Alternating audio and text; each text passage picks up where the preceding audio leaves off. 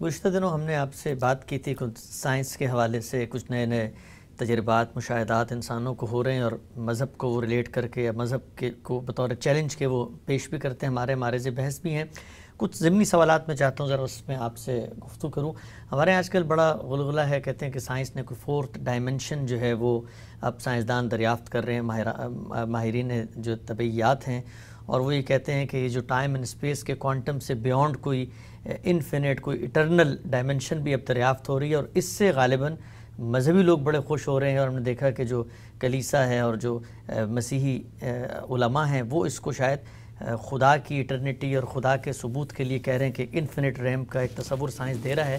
تو اس طرح کی چیزیں جب سامنے آتی ہیں اور مذہب کے مقدمے کا اس بات ہو رہا ہوتا ہے اور لوگ کرتے بھی ہیں، تو جو ناقدین ہیں وہ کہتے ہیں کہ آخر میں پھر بھی مذہبی لوگوں کو سائنس ہی کا سہارا لے کے دنیا کو یقین کرانا پڑتا ہے کہ دیکھو یہ 4 ڈائمنشن سے ہمارا خدا ثابت ہو جاتا ہے۔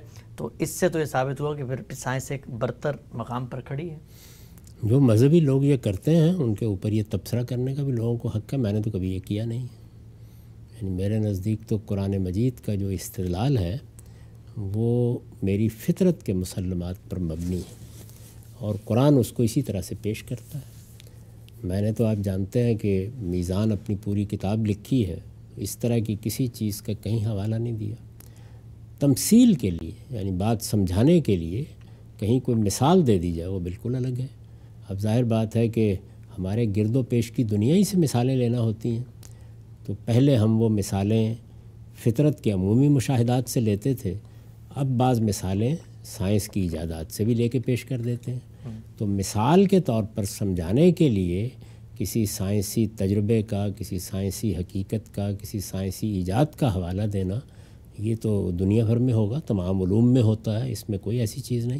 لیکن مذہب اپنے مقدمات اس طرح کی چیزوں سے ثابت کرنے کا محتاج نہیں ہے۔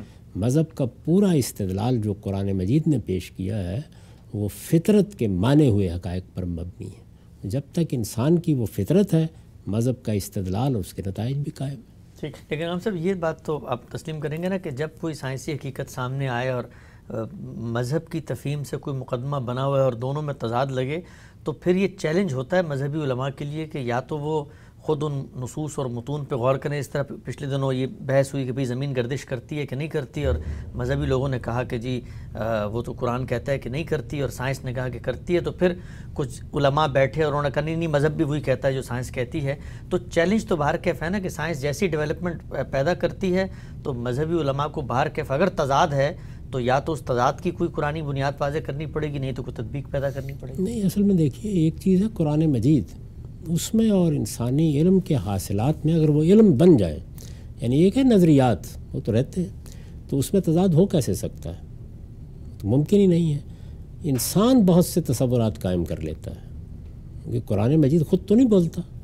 تو آپ نے قرآن مجید پڑھا، آپ نے پرانی یونانی علم کا مطالعہ کیا، آپ نے دنیا بھر کے اندر کے علوم فنون پڑھے، تو بہت سے آپ کے تصورات ہوتے ہیں جن کو ملا کے خود آپ نے اپنا ایک علم کلام بنایا ہوتا ہے، اس سے تضادات پیش آ جاتے ہیں۔ اچھا، تو یہ مذہب میں بھی کرتے رہنا چاہیے۔ آپ جانتے ہیں کہ میں نے جب مذہب پر لکھا ہے اور خاص طور پر اپنی کتاب میزان میں جب پورے مذہب کی تفسیر کی ہے تو خاص طور پر یہ جملہ لکھا ہے کہ اس میں فقہ، کلام، فلسفہ اور اس طرح کی چیزوں سے مذہب کو الگ کر کے پیش کیا گیا ہے۔ کیوں یہ ضروری ہے؟ یہ نہیں کہ میں اس میں 100% کامیاب رہا ہوں گا، ہر صاحب علم کو یہ کوشش کرنی چاہیے، کیونکہ جیسے ہی اس طرح کی چیزیں ہم اس کے ساتھ ملا دیتے ہیں تو کچھ دیر کے بعد وہ چیزیں انسانی علوم ہوتے ہیں، ان میں کوئی غلطی سامنے آ جاتی ہے۔ اگر آپ اس موقع کے اوپر اصرار کریں گے تو گویا مذہب کو شکست ہو جائے گی۔ نہیں، اپنی غلطی کی اصلاح کر لینی چاہیے۔ اس لیے میرے نزدیک صحیح بات وہی ہے جو ابن تیمیہ نے کہی ہے کہ جیسے ہی اس طرح کی کوئی چیز سامنے آئے تو فوراً غور کرنا چاہیے کہ کوئی ہم غلط رائے تو نہیں قائم کر بیٹھے، اور انسان اپنی غلطیوں کا اعتراف کرتا رہے، صحیح باتوں کو قبول کرتا رہے، بار بار اللہ کی کتاب کی مراجعت کرتا رہے۔ سائنس کیسے ترقی کرتی ہے؟ یعنی جو پہلے سے چیزیں آپ مان رہے ہوتے ہیں ان کو چیلنج کرتے رہتے ہیں نا، تو اللہ کی کتاب میں بھی اپنے فہم کو چیلنج کرتے رہنا چاہیے۔ اگر آپ یہ کام کریں گے تو آپ کو کبھی یہ مشکل پیش نہیں آئے گی، مجھے تو کبھی پیش نہیں آئی، اور مجھے اس طرح کے اکتشافات سے کوئی بہت دلچسپی نہیں ہوتی۔ ایک عام طالب علم کے طریقے پر میں ان کو پڑھتا ہوں، مجھے جو یقین ہے قرآن مجید کے استدلال کی بنیاد پر اس میں ایک تنکے کے برابر نہ اضافہ ہوتا ہے نہ کمی ہوتی ہے. ٹھیک، لیکن آپ صاحب نتیجے کے اعتبار سے تو جو وہ میتھڈولوجی ہے وہ زیادہ کامیاب نظر آتی ہے کہ جب یہ جو ہمارے کچھ بعض مذہبی علماء سائنس کے فیکٹس کو قرآن سے ثابت کر دیتے ہیں تو ہم نے دیکھا ہے کہ ہزاروں لاکھوں لوگ جو ہیں جو نان مسلمز ہیں وہ بھی مذہب کی طرف متوجہ ہوتے ہیں اور وہ کہتے ہیں کہ جو آج سائنس جس نتیجے پہ پہنچی ہے آج سے 1400 سال پہلے ایک کتاب پہنچ چکی تھی تو وہ اسلام میں داخل ہو جاتے ہیں. تو یہ جو دوسری میتھڈولوجی ہے کہ سائنس اور قرآن کے اندر آپ کوئی تطبیق پیدا کریں تو اس سے بظاہر خارج میں تو دین کو بہت فائدہ ہو رہا ہے. دیکھیے بات یہ ہے کہ خارج میں دین کو کیا فائدہ ہو رہا ہے کیا نقصان ہو رہا ہے یہ میرے نزدیک صحیح سوچنے کا طریقہ نہیں ہے. سوچنے کا صحیح طریقہ یہ ہے کہ اللہ کی کتاب کو ہم نے کیا فی الواقع ٹھیک سمجھ لیا ہے، یہ عمل جاری رہنا چاہیے. تو ایسا ہو سکتا ہے کہ ہمارے سامنے ایک حقیقت آئے اور ہم نے اس سے پہلے ایک غلط تصور قائم کیا ہوا ہو، ہم اس پہ نظر ثانی کر لیں گے، اس کو دیکھ لیں گے دوبارہ.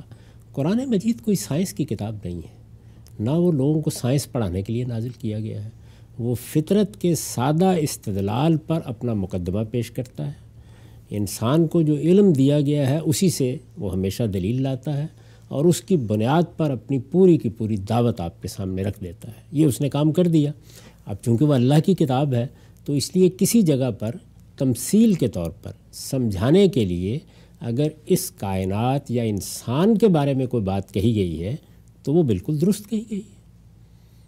چونکہ وہ بات ایسے اسلوب میں کہی گئی ہوتی ہے کہ اس میں کوئی سائنسی طریقہ نہیں اختیار کیا جاتا. بات سمجھانے کے لیے کہی گئی تاکہ اس وقت کا مخاطب بھی اس کو اپریشیٹ کر سکے. لیکن اللہ کے الفاظ ہوتے ہیں تو جیسے ہی سائنسی طور پر کوئی بڑی حقیقت سامنے آتی ہے تو ہم اس کی طرف متوجہ ہوتے ہیں. ایک طالب علم کی طرح بہت عاجزانہ طریقے سے اپنی غلطی کا اعتراف کرنا چاہیے.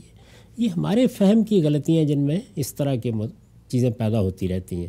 پہلے ہم کوئی قصہ کوئی کہانی اسے قرآن بنا کے پیش کر رہے ہوتے ہیں. اسرائیلی قصے ہوں گے اور ہم کہیں گے اللہ نے فرمایا ہے.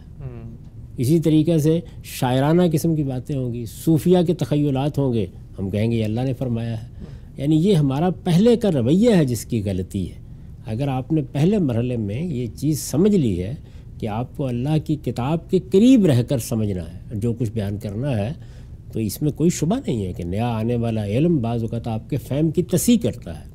لیکن پھر وہ الفاظ ہوتے ہیں جو بول رہے ہوتے ہیں کہ تم نے اس سے پہلے اپنا کوئی تصور، کوئی اپنی روایت، کوئی اپنا قصہ، کوئی اپنا خام خواہ کا تعصب میرے ساتھ وابستہ کر دیا تھا. اس طرح کی تنبیہ دنیا کے ہر علم میں ہوتی رہتی ہے. تو میرے خیال میں اس کی کوشش نہیں کرنی چاہیے. میں نے کبھی نہیں کی، میں اس کو پسند بھی نہیں کرتا. قرآن مجید کو اس کی بالکل پیور صورت میں پیش کرنے کے لیے ہمیشہ استدلال کرنا چاہیے. اور قرآن اپنے استدلال کے لیے خود مکتفی ہے. یعنی اس کو کوئی استدلال مستعار لینے کی ضرورت نہیں ہے. وہ خدا کو منواتا ہے، وہ آخرت کو منواتا ہے. اس کے لیے انسان کی فطرت کے مسلمات سے استدلال کرتا ہے.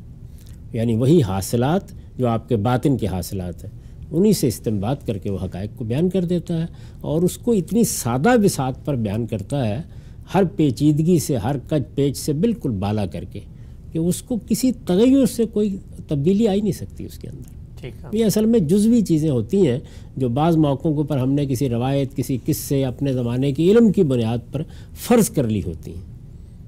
تو وہ ہم خیال کرتے ہیں کہ اچھے چیلنج ہو گئی یہ چیز. اپنے فہم کی تصحیح کرنی چاہیے.